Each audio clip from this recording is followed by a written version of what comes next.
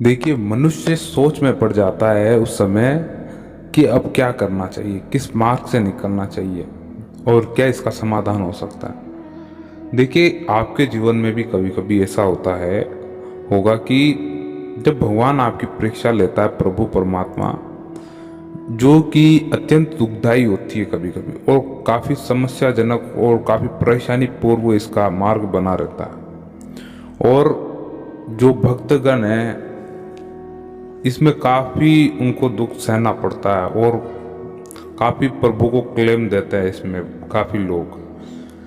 अब देखिए, ये इस प्रकार की परीक्षा है जिसमें किसी प्रकार का कोई फॉर्म नहीं भरा जाता, लेकिन प्रत्येक व्यक्ति की परीक्षा होती है। जो व्यक्ति प्रभु पर आश्रित है, विशेष तौर उनकी होती है, और जो आश्रित नहीं है वह अपने कर्मों के द्वारा, उनको जो मिलता है वो अपने कर्मों के द्वारा मिलता है। लेकिन जो प्रभु के पर आश्रित है, उनकी दया कृपा पर आश्रित है, तो प्रभु उनके लिए एक सहज मार्ग स्थापित कर देते हैं। उस मार्ग में ऐसी परिस्थितियां स्थापित करते हैं जिसके माध्यम से वे परीक्षा के एक एक चरण को पार करता जाए, है ना। जैसे कि ये ऐसा मान लीजिए कि विधाता आपके सम्मुख, आपके सामने हैं और केवल 7 कदम चलने हैं, लेकिन वे 7 कदम 7 चरण है एक तरह से, जिस मार्ग में आपको गुजर के जाना होगा।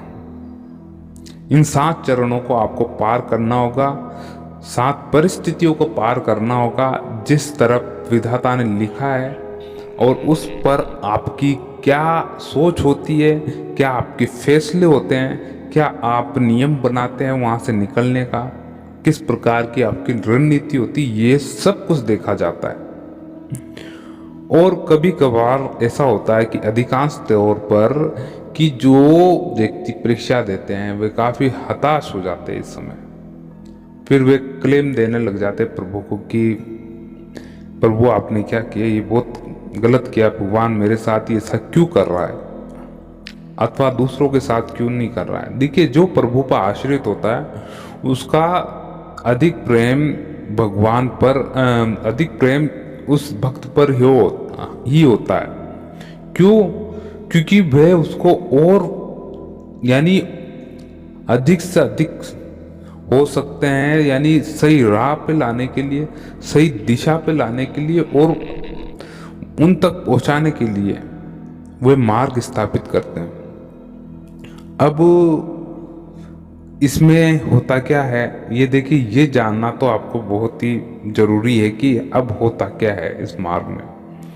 आपने देखा होगा कि काफ़ी लोग ऐसे हैं जिन्होंने काफ़ी ऐसे उनको कार्य करवाने पड़ते हैं जो उनके हक में होते हैं, मगर करते करते करते करते अंत समय में अप्रोच भी लगा लेते हैं कोई बड़े आदमी से, कोई बड़े अधिकारियों से, सब कार्य हो जाता है, लेकिन अंत समय में नहीं होता है। कार्य नहीं होता तो नहीं होता है, आप कितना भी प्रयास कर ले उस समय। क्यों? ऐसा क्यों है कि वह चीज अभी तक आपके लिए बनी नहीं, एक तरह से सिद्ध नहीं हुआ आप, या फिर आप उस कार्य के लिए अभी बने नहीं। और ऐसी समस्या आन पड़ती है कभी कभी घर पर, आप ऐसी स्थिति से निकलते हैं, संतुलन खो बैठते हैं, मानसिक स्थिति पर बहुत गहरा आघात होता है कुछ समय, और काफ़ी भक्तगण हताश हो जाते हैं। लेकिन ये मान के चलिए, आप कहीं ना कहीं इसमें सबसे अधिक उन्नति अगर है तो वो स्वयं आपकी ही है। मान के चलिए, अगर इसमें सबसे अधिक उन्नति है, सबसे अधिक सफलता है, वो सिर्फ और सिर्फ आपकी ही है। क्योंकि परमात्मा कुछ ऐसी स्थितियां बना के रखता है कि हर स्थिति में वे परिपक्व होता चले, हर स्थिति में वे व्यक्ति परिपक्व होता चले वर्तमान समय के अनुसार।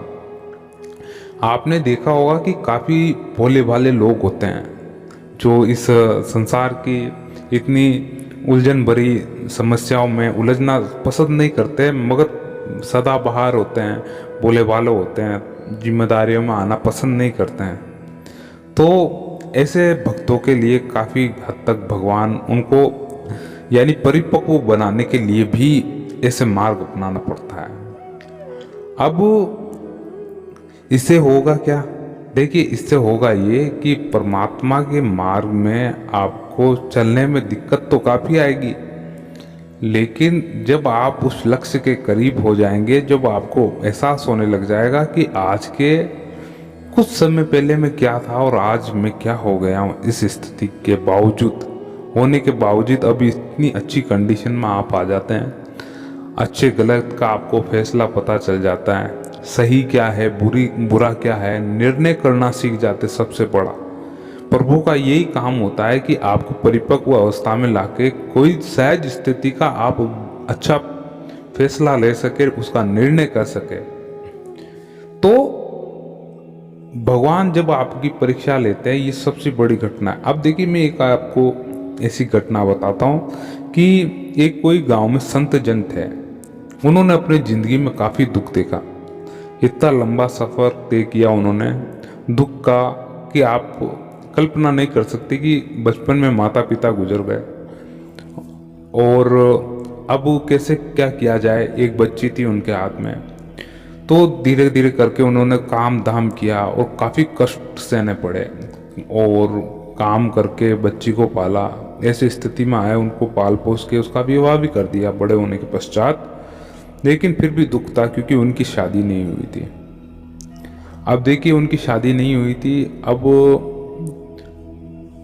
अब काफ़ी लोगों ने उनको प्रेरित किया कि आप विवाह कर लो जल्दी से, किसी भी प्रकार हो से विवाह कर लो, वरना आपका बुढ़ापा निकलना बहुत मुश्किल होगा। इसके उपरांत देखो, लोगों के कहा सुनी में आके उन्होंने विवाह किया। बाकी उनको करने की कोई यानी उन्होंने मना कर रखा था कि नहीं, मैं नहीं करूँगा। देखो, फिर बाद में हुआ ऐसा कि विवाह हुआ।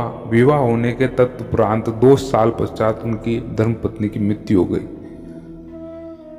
अब देखिए, विधाता ने निर्णय तो कुछ और ही ले रखा था। मृत्यु होने के पश्चात अब देखिए उनके मन पे और अधिक इस जाल से, इस माया से और वैराग्य स्थापित हो गया, दृढ़ वैराग्य स्थापित हो गया। उन्होंने विचार किया कि मेरी बहन की शादी हो चुकी है, अब मैं सिर्फ और सिर्फ अकेला रहा हूँ, अब मैं और किसी को अपनी जिम्मेदारी में नहीं डालूंगा। अब मैं जा रहा हूँ प्रभु दर्शन, यानी वे कई चित्रकूट या वृंदावन चले गए अपनी तपस्या, अब अपना आखिरी जीवन वहीं व्यतीत करने।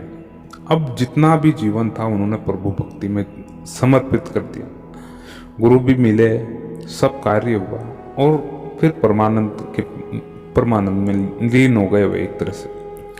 देखिए, कभी कभार कुछ ऐसी स्थितियां बन जाती है मनुष्य के कि वे जान नहीं पड़ता, उनको उसे ध्यान भी नहीं पड़ता कि अब करना क्या है जीवन में, आखिरी मार्ग क्या होता है। देखिए, प्रभु के जो मार्ग पर चलता है तो प्रभु उसके लिए मार्ग वैसा ही बनाएंगे। ये आप बिल्कुल निश्चिंत रहे इस मार्ग के लिए कि जैसी आप बुद्धि रखेंगे, आप जो चीज़ चाहते हैं वैसा ही आपके लिए वे मार्ग स्थापित कर देंगे और उस मार्ग पर आपको स्वयं को चलना पड़ेगा।